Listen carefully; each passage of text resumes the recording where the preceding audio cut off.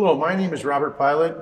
I am a senior sales engineer and product manager at Intrepid Controls. Today I'm going to show you the ability to use Intrepid products to make complete test systems utilizing the ValueCAN Industrial and the RadIO2 physical input and output hardware. So at the heart of the system, we have the ValueCAN Industrial. The ValueCAN Industrial has two CAN FD, as well as one LIN. It also has an Ethernet port and has a USB port to communicate with the computer, as well as a special port that looks like a USB-C that's meant to attach directly to the RadIO2 hardware. So this is the ValueCAN Industrial, and on the left here we have at the bottom we have the RadIO2 analog input module. It has 8 banks that are isolated. Each bank has 2 inputs. One is a low voltage, one is a high voltage. You can only use one at a time. It is isolated up to 1500 volts RMS, which gives you the ability to eliminate any ground loops that you might incur in your testing environment. The second module is a thermocouple module, and you can see on the graph here, when I touch it, it moves, the temperature goes up. It is also isolated. There's 8 K-type thermocouples per module. Those again are isolated to 1500 volts RMS.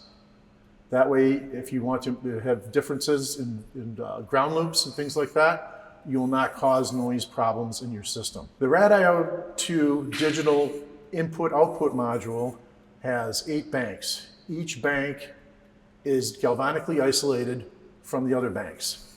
There's 4 digital input banks. Each input bank has 3 inputs. They can all be configured on the fly to measure analog voltage, digital, PWM, frequency, and period. You can see from the measurement here that we're on the fly configuring them. 150 hertz. There's the analog, of course, we're pumping a square wave, so it's fluttering a lot. The same thing with the digital, because we're pumping a square wave.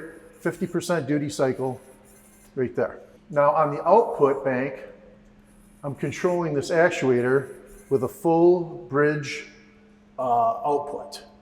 So there's 4 digital outputs, 4 banks of digital output, and each bank can be configured as 2 half bridges or 1 full bridge. So again, it's a very unique item, very unique product that you will not see out in industry very often, especially with the isolation. In the middle here, we have a VividCAN displaying some voltages in the actual thermocouple here that you would see. This is receiving its signal via CAN bus from the ValueCAN Industrial. It has a touch screen, although I do not have it configured with any touch buttons right now. But it has it's a touch screen, so you could actually have inputs to it as well. On this side of the setup, we have 3 additional RadIO2 modules. When I cover the solar cell, you can see that particular display changes, as well as the VividCAN display, showing you how the speed of the updates. The middle module is a relay module, and you can control 8 relays from it. They're normally open, and there's one normally open, one normally closed. These are high quality telecom relays capable of 5 amps at up to 250 volts DC, as well as 5 amps, 250 volts AC. The top module is pretty unique. It's an analog output module, and you can see the LEDs lighting up and going. Basically, I'm sending it triangle waves and sine waves to the LEDs. Now, this has 8 banks. Again, each bank is isolated. Each bank contains 3 analog outputs. So that means that the analog output module has up to 24 analog outputs. So again, that's a very unique module as well.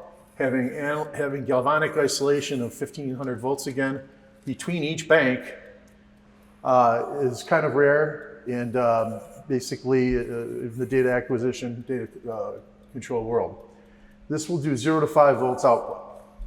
Because they're galvanically isolated, you can actually string these together to create a voltage up to 0 to 40 volts. On the ValueCAN side, back to the ValueCAN industrial side, it acts and smells just like a regular Intrepid ValueCAN.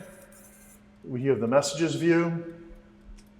And again, you also have the Ethernet port, so you could hook up potentially a rad moon to this product and be able to do automotive Ethernet.